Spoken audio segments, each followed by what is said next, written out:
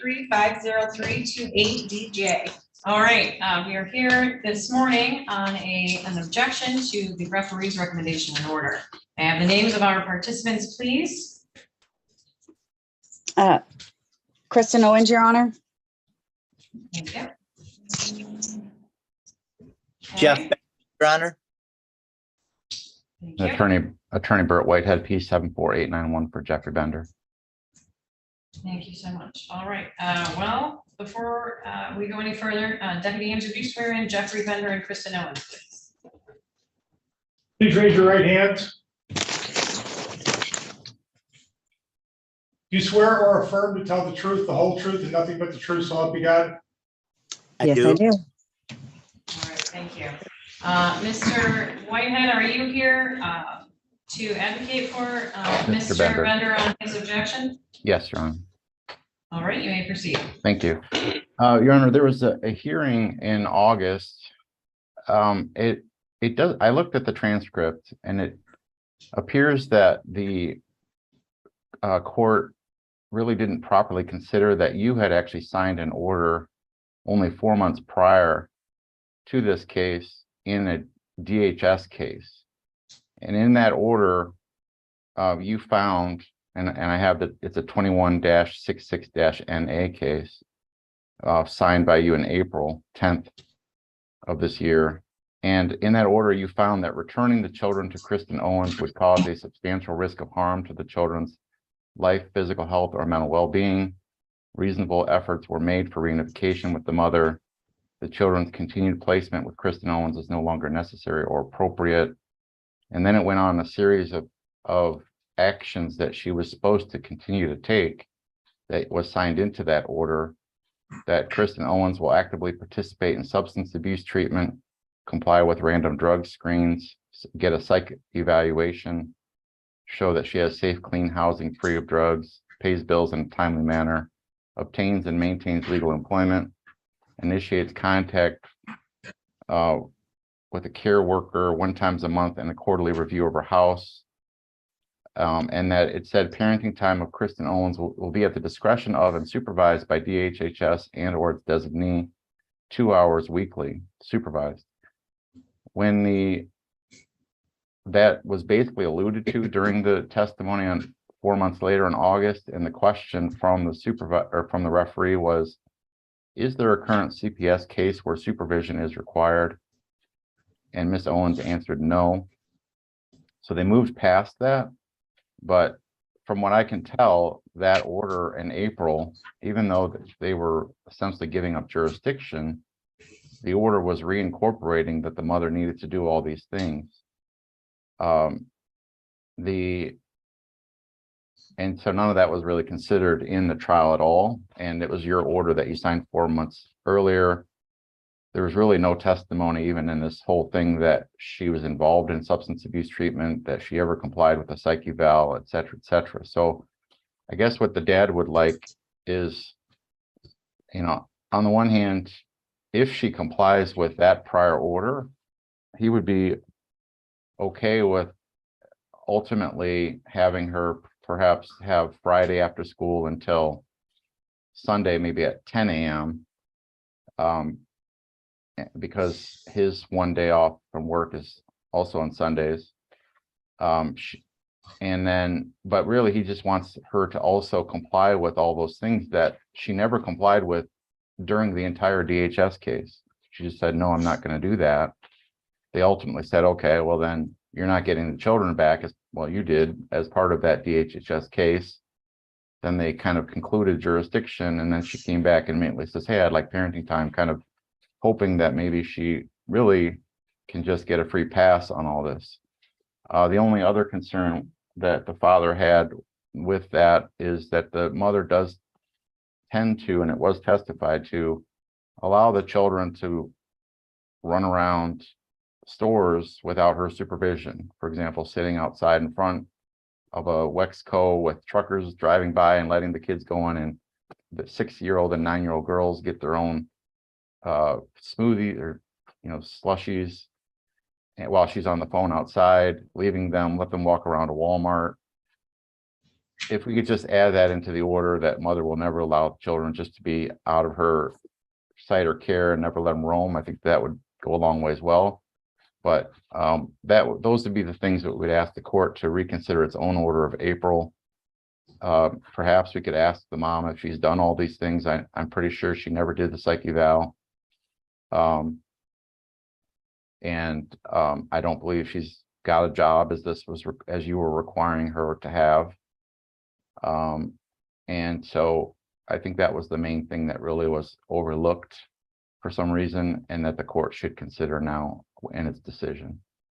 Thank you so much. Mr. Whitehead, were you able to review the circuit court file?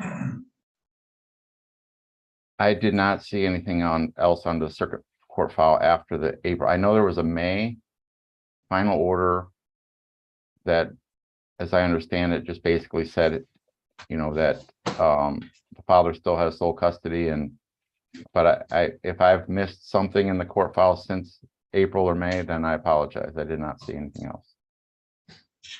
I have a May 17th, 2023 order of judgment entry regarding child custody, parenting time and support, which does indicate joint legal custody and physical custody to the father. Parenting time as the parties agree. If they cannot agree, they should do parenting time and holiday pursuant to Lenawee County Front of the Court parenting time schedule and this judge's specific holiday schedule that's attached. So there was a schedule provided there that did not require supervised parenting time or adherence to the terms that you have advocated out of the past order in the NA case. There was then, of course, the July 18th petition for referee hearing filed by Ms. Kristen Owens, indicating that and perhaps most importantly, that the two girls had spent the majority of the summer with her. And then, of course, there's conflicts between the parents, which I think arose and resulted in the August 14th, 2023 order. So I guess my question to you, or as you embark on any kind of witness testimony for purposes of today's hearing, would be, are those actual concerns, or is this, referee's hearing order accurate in light of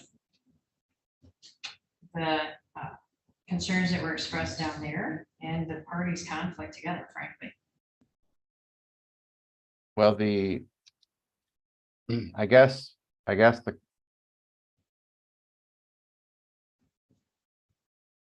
I'm not really sure if this was a consent order on May 17th, Your Honor, and I apologize, I was not aware of that.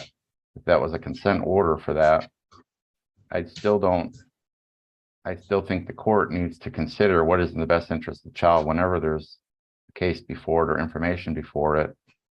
And I think it's still relevant for the court to, I'm not even sure if the court was considering that it had just issued an order a month prior in May 17th and perhaps didn't realize that she was ordered to participate in substance abuse treatment only a month earlier and to comply with random drug screens and to get a psych eval. To me, that seems very relevant that this court ordered all that in April. And then in May, I see you're indicating that there was an order, but I guess I don't see that. Now we're here before you, and I don't see how all that can be ignored, and it would be worthwhile asking her whether she has, and if the court feels like, yeah, we did order that, but they agreed, or the court changed its mind, obviously that is completely up to the court, but it certainly would be helpful probably to know, has the mom done any of these things since they were the court's concern only a month prior to this last order?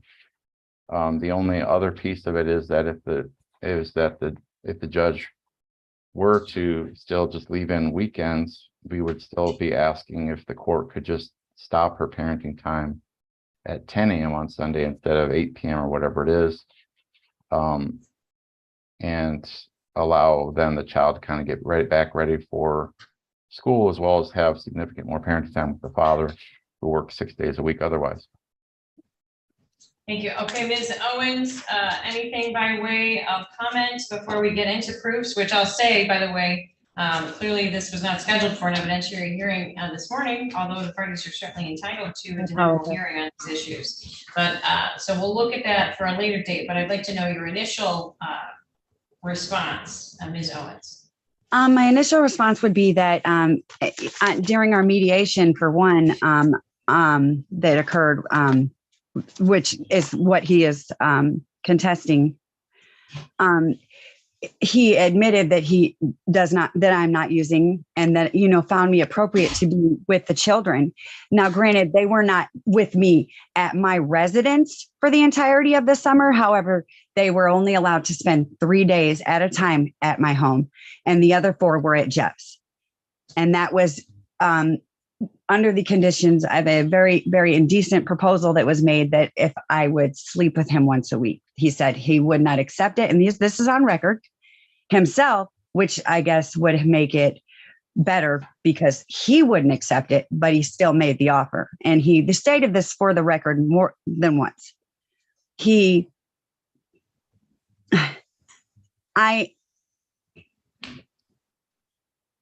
does not find me to be a threat to my children whatsoever. And that order that he is having you go by, sir, I apologize to advocate on his behalf. He knows is not the current one, because the referee during our mediation, the magistrate, I'm not sure what she goes by, stated to him that that is not what it was, because he took away all of my visits completely and would only let me see them on Sundays and supervise at his convenience at McDonald's and Adrian only. And that was it.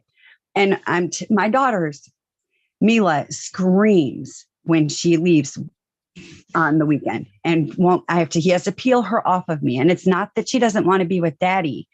She doesn't want to have to go to school all day and then daycare in the evening. So I don't want to bash Jeff, but no, I don't believe I'm a threat to my children, and neither does Jeff. And I did have the psych eval done. I did comply with most of what the court ordered. I did do the substance abuse treatment and all of that. I didn't do the random screams, but I was trying to prove a point. And in the end, that probably was not the best thing for me to do because it didn't do my kids any good. But I was also told by Hannah, I apologize, the foster care worker overseeing my case, that it wouldn't do me any good anyway. Don't worry about it, that it can be decided between you and Jeff. And in the recent custody report, I don't have that in front of me, it states that it is in the best interest of the children to have both parents because they do have a strong bond with their mother and father. And I'm heavily involved in their lives. In any aspect that I can be in their lives, I am there. I have never been an absent parent throughout this whole process, except for my incarceration. And I've held myself accountable. And Jeff should too. By the way, he was reunified based on false pretenses, and he knows that his rights are terminated to Chloe, and he allowed the courts to believe that she was still under a guardianship when he knows he signed his rights away. And they didn't do the right research into that. And he can't lie to that because he knows he signed his rights away to Chloe. And that's a lie. That's why they were reunified to begin with. All right. Well, I have some time Friday, the 13th of October in the afternoon, or Friday, the 27th of October in the afternoon. If either party would like to offer any additional testimony, do you think you'll need more time for testimony, Mr. Whitehead? I would assume you would want to hear from your client at least. Yes, Your Honor, I would. And then there was, I guess the other question I had, Your Honor, is there's been some recent incidents, and only because it's what the children are saying, we're in that unfortunate situation. Somehow, we can't ever admit anything that children are complaining and crying about. But, well, Mr. Whitehead, before you go any further, I need to know if you're available the 13th in the afternoon or the 27th commencing at 1:30 on either day. Okay. I will I'm available on the 13th. Now I am here on a limited scope basis. I assume that Mr. Bender will rehire me for that, and it'd be better for us to pick a date that I can attend in case he does. But I am available all day the 13th. What was the other day, Your Honor? Well, if you're available, I would schedule this for October 13th at 1:30 p.m. and give you the afternoon. Do you think you'll need more time than that? No, that would be perfect. But as far as interviewing the children, is that a possibility just because of recent events. I have an objection to the order that does seem to have couched within it a request to change legal custody. I would also trust for you to look through that with your client, because it's what I'm prepared to hear is the objection on parenting time, which is what the referee discussed, and not a hearing on a change of legal custody, unless you want to indicate that that is something that you want me to do. Obviously, if there's a request for change of legal custody, I'm going to need additional presentation that there's been a change in circumstances to justify that. And if that barrier is overcome, then of course I would look at interviewing the children. Okay, but okay, so I believe Mr. Bender is objecting to the legal custody part as well, correct, Mr. Bender? Yes. Well, there was no determination of legal custody in the referee's order. That was done in the court's order back in May. So if he wishes to change that, he needs to file a petition to change that, and we would set a hearing on the change in circumstances to justify changing legal custody. Okay, I can advise him further on that, but in terms of even the parenting time, would the court not entertain at least speaking to the children as to their preference, as are you feeling safe and comfortable at mother's house during the weekends that we're proposing continuing? If either party wishes to hear from the children, I would be happy to hear from them by way of witness testimony. If you would prefer that I appointed a legal guardian ad litem for the children, I'm happy to do that, or a guardian ad litem to do an investigation, but that would also be at the expense of your client. Okay, but just in terms of one moment, Mrs. Owens, but just in terms of speaking to them just on the basis of the best interest factor as to their preference. There's a 9-year-old who I believe is sufficient age to express a preference even relating to parenting time. Would the court consider that without?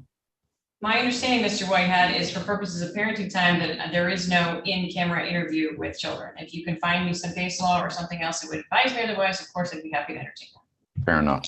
All right, Ms. Owens, I think she had something she was requesting. Mila and Ariana were allowed to go into Wesco. We went to the park right directly behind it in Brooklyn, Michigan. Okay, hang on, Ms. Owens, hang on, because this is all stuff that we're going to talk about Oh, yes, on the 13th.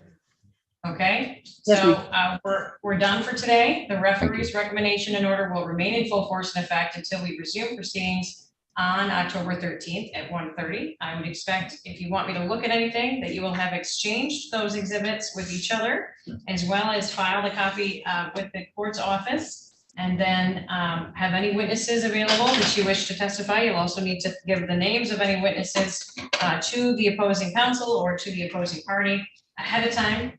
And I'll be happy to look at the objection on visitation unless I get something amended from Mr. Whitehead on the issue of legal custody.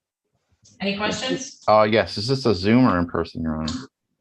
It's up to you. If everyone's here in person, then I have no need to make a video broadcast of the proceedings. But it's up to you. If you wish to participate by Zoom, as we did this morning, it's up to you. I would prefer Zoom. Are you okay with it, Ms. Owens? Yeah, I can do either or. It's fine. Absolutely. Thank you so much. Thank Okay, we'll see you all on October 13th at 1:30. Thanks. Thank you.